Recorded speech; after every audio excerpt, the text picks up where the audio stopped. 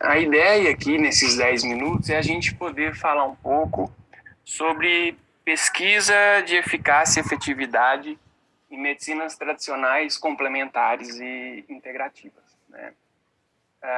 Como apresentado agora nas falas anteriores, o número de produção e publicação vem aumentando, mas além da quantidade, a gente precisa pensar na qualidade desses estudos, né? E por que fazer pesquisa em medicina tradicional, complementar e integrativa? A gente não pode esquecer que essa é uma diretriz, né, estipulada tanto pela Organização Mundial de Saúde, na estratégia de implementação, né, das medicinas tradicionais nos sistemas nacionais de saúde, como também é uma diretriz que está presente na nossa Política Nacional de Práticas Integrativas e Complementares. E na nossa PNPIC, ela ainda traz alguns termos que parecem ser sinônimos, mas que, na verdade, possuem conceitos distintos, dependendo do contexto, né? Mas a gente vai discutir estes termos no contexto da pesquisa clínica, né? No contexto da ciência. Qual que é o interesse, né, para um sistema de saúde que institucionaliza as medicinas tradicionais complementares e integrativas, né, ou começa a ofertar para a sua população? Qual que é a importância de se fazer pesquisa? É para facilitar e até mesmo nortear a tomada de decisão dos gestores, dos profissionais e até mesmo dos usuários desse sistema, né, quanto à segurança daquela abordagem ou daquele recurso terapêutico, né, quanto à sua eficácia ou efetividade, né? Mas o que significa eficácia e efetividade terapêutica? Eficácia, ela está mais relacionado, né, a um efeito específico de uma intervenção em um ambiente ideal. E efetividade é o efeito específico dessa intervenção, mas num contexto de vida real, né? Então, uma terapia, ela promover um efeito terapêutico benéfico no contexto de vida do paciente, dos serviços, né? No seu dia a dia. Bem, como que quais são as abordagens, né, e os desenhos de estudos que a gente possui para avaliar se uma terapia é capaz de promover um efeito específico ou não? Pois no dia a dia dos serviços, né, da prática clínica, o simples fato do seu paciente chegar com uma queixa e apresentar uma melhora, isso não é sinônimo de que o tratamento foi eficaz. Isso é sinônimo que aconteceu uma mudança de desfecho, né? Então, seu paciente chegou com uma queixa de dor e aí, após a sua abordagem, ele teve uma melhora da dor. Você pode dizer que ele teve uma mudança de desfecho, mas não dizer que o seu tratamento foi eficaz. Porque existem vários fatores de confusão que podem levar o paciente à melhora, né? Então, como a própria história natural da doença, se um paciente ele se encontra em um estado de saúde, né, vamos dizer assim, saudável, e ele amanhece com uma dor lombar, né, uma lombalgia aguda, se sabe que a história natural da doença, né, da dor lombar aguda, é que com uma semana, 2 semanas, ela regrida e ela suma, né? Então, independente da intervenção, o que se espera é que esse paciente vá melhorar, né? Existe também a regressão à média, onde um paciente que já tem alguma condição, uma enfermidade instalada, né, ele tem uma agudização, uma piora dessa condição, mas com alguns dias ou semanas, essa agudização regride para o seu estado normal, né, para a sua média, e ele volta a não ter mais aquela queixa tão exacerbada, né? E uma série de outros fatores de confusão, como o viés de memorização, o efeito Althorne, que está relacionado à mudança de comportamento do paciente na hora que ele sabe que está sendo avaliado, né? Então, o simples fato do paciente buscar um profissional de saúde e ser tratado ou ser cuidado por este profissional não quer dizer que aquele tratamento é eficaz, né? Pois, independente da intervenção que o profissional utilizar, aquele paciente pode apresentar uma melhora, como a gente vê nessa coluna aqui da direita, né? Mesmo o paciente não recebendo tratamento algum, só de passar por uma avaliação, uma consulta com um profissional, né? Por causa desses dois fatores de confusão, ele pode ter uma melhora. Então, eu preciso comparar uma intervenção, né, de interesse com alguma outra abordagem para tentar o quê? Controlar esses confundidores, esses fatores de confusão. E o mais comum é utilizar tratamentos inativos, né, como os tratamentos placebos ou sham, ou até mesmo tratamentos ativos, que são aqueles tratamentos convencionais já realizados no dia a dia do serviço, né? Então, imagine que nessa coluna da esquerda é a minha terapia de interesse, né? Qualquer medicina tradicional complementar integrativa, né? E aí eu realizo um estudo com 3 braços, onde eu comparo com uma intervenção inativa placebo, né? E aí eu vou ter uma ideia, subtraindo o efeito das duas, da minha diferença das médias ou do efeito específico daquela intervenção.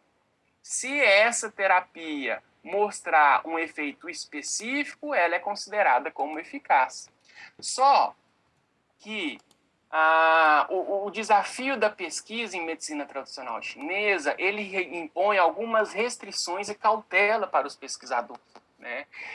Quando a gente fala que o ensaio clínico é o padrão ouro para estudo de eficácia, a gente tem que ter ciência que pesquisar a eficácia de um medicamento alopático é diferente de pesquisar a eficácia de um tratamento não farmacológico, né, como o exercício terapêutico, as práticas corporais, uma massagem, né? Então, essa questão já é problematizada, discutida, né, por grandes pesquisadores, como a Claudia Wiff, que é uma das referências internacionais de pesquisa em medicinas tradicionais complementares integrativas, né? E o que a gente tem de recomendação é que, quando se realizar pesquisa em medicinas MTCI, o termo correto é a investigação da efetividade, né, dessa intervenção. Por quê? As pesquisas de efetividade, ela tem uma característica diferente das pesquisas de eficácia, né? Então, normalmente são estudos pragmáticos, em contexto real de vida, né? Os critérios de elegibilidade, eles são mais amplos. Então, além do paciente possuir aquela condição de saúde diagnosticada, possuir sinais e sintomas estabelecidos, ele pode estar realizando co-intervenções, ou seja, outros tratamentos, né? Ele pode ter outros agravos e outros problemas associados, né, que ele não vai ser excluído do estudo, pois na vida real é assim. O paciente que busca um atendimento, ele costuma ter uma série de comorbidades e realizar uma série de tratamentos, né, que é o que é chamado de abordagem multimodal. Os protocolos de intervenção, eles não são fechados, né? Então são protocolos semi-padronizados, onde eu sigo um referencial teórico, né? Mas ele me permite uma individualização na minha intervenção, né? Os desfechos, ao contrário das pesquisas de eficácia, cujos desfechos são predominantemente laboratoriais, baseados em biomarcadores e voltados para a doença, os desfechos de intervenção nos estudos pragmáticos são centrados no paciente, né? Então, é autopercepção de intensidade da dor, qualidade de vida, sintomas depressivos, né?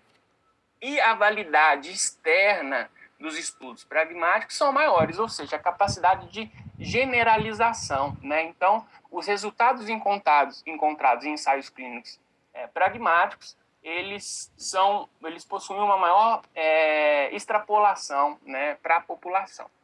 Só que outro entrave, outra dificuldade para se realizar pesquisa em MTCI são as racionalidades médicas ou os sistemas médicos complexos, né? Ou seja, o arcabouço teórico, o paradigma, um modelo teórico que embasa cada intervenção, né? Então, nesse esquema, a gente consegue ver que algumas intervenções, por exemplo, a acupuntura da medicina chinesa, ela é um recurso terapêutico exclusivo do MTC.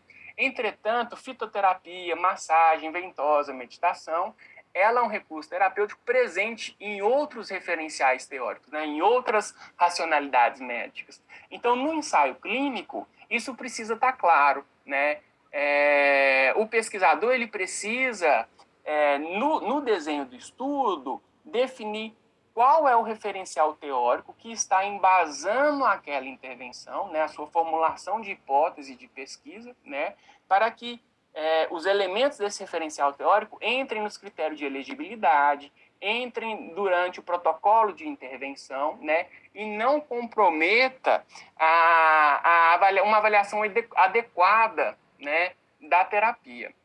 E aí, nas medicinas tradicionais, né, o que a gente tem preconizado é que a abordagem de pesquisa deva ser a top-down, ou seja, a necessidade da pesquisa surge já de um contexto de prática clínica, né? Então, em países onde essas medicinas são originárias, como, por exemplo, a medicina tradicional chinesa ou a medicina ayurvédica na Índia, né? Onde a gente tem hospitais que ofertam essas práticas em saúde, esses paradigmas de saúde, né?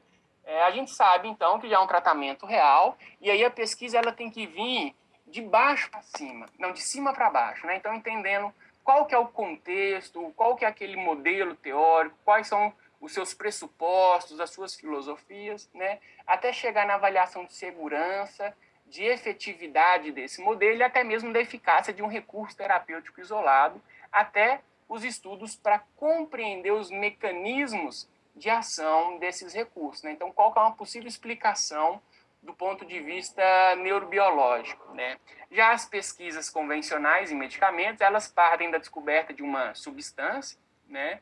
Da descoberta, da avaliação do seu mecanismo de ação, até mesmo ao seu estudo em populações saudáveis, doentes, e aí sua generalização para toda a população. E essa questão de se considerar o referencial teórico da medicina tradicional, das medicinas tradicionais é tão importante que ele foi incluído na revisão da Classificação Internacional de Doenças e a partir de 2022 a CID-11 contará com um capítulo sobre diagnósticos nas medicinas tradicionais asiáticas, né? Então a gente consegue observar aqui na coluna da esquerda que esses padrões diagnósticos eles seguem os padrões sindrômicos, né, daquele referencial teórico, e aí mostra uma valorização desses referenciais teóricos das medicinas tradicionais, responde às necessidades dos sistemas nacionais de saúde que já possuem essas terapias institucionalizadas, por exemplo, o Brasil, onde os profissionais do SUS ofertam esses procedimentos, e também estimula a realização de novos estudos, né, cujos critérios de elegibilidade não vão precisar estar restritos única e exclusivamente à categoria de doença da racionalidade biomédica.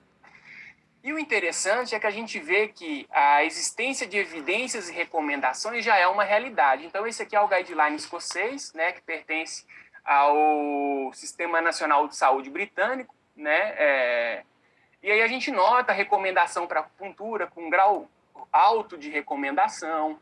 Mesma coisa é o guideline para dor lombar do Colégio Americano de Medicina, onde tem Tai Chi, Yoga, meditação e acupuntura. O guideline da Lancet para dor lombar, a gente nota que de 8 recursos não farmacológicos recomendados para dor crônica, 4 são práticas integrativas e complementares. Guideline para cervicalgia, a própria NICE, o guideline para manejo de cefaleia e enxaqueca, entra recomendação de PICS. O guideline europeu para manejo de doenças reumáticas, também está presente as PICs, e os guidelines até mesmo para outras condições, como osteoartrite de joelho, mostra aí práticas corpo e mente como o Tai Chi e, numa menor consistência, a acupuntura. Agora, qual que é esse problema da pesquisa de eficácia das medicinas tradicionais, né? Então, a gente tem, por exemplo, estudos como este de 2020, com 150 participantes publicados na BMJ e com uma alta qualidade metodológica, ou seja, baixo risco de viés, mostrando que tanto o efeito da acupuntura como o efeito da acupuntura Shan, eles são superiores ao efeito do tratamento convencional, né? Então, À medida que as pesquisas vão avançando, né, os referenciais teóricos vão sendo incluídos nos desenhos de estudo, a gente começa a notar um fenômeno que é denominado de o paradoxo da eficácia, que é quando, mesmo não havendo uma diferença entre o tratamento real e o tratamento placebo, ambos são superiores, ou seja, produz um efeito total maior do que o tratamento convencional, né? Então, isso mostra uma nova possibilidade também para o paciente, né, e para o sistema de saúde. Então, como considerações finais, para a realização de pesquisa clínica, né, a gente tem indicação, então, de estudos, ensaios clínicos controlados pragmáticos, né? É muito importante considerar o referencial teórico das medicinas tradicionais complementares e integrativas, né? Pois uma modificação na dose, na frequência, no referencial teórico por trás daquele tratamento pode modificar o estado de eficácia de uma terapia comparada ao seu placebo ou tratamentos convencionais. Deixo aqui também um convite para acessar a nossa página do nosso projeto de extensão na Universidade Federal do Ceará, e agradeço a todos a atenção. Bernardo, muito obrigado, excelente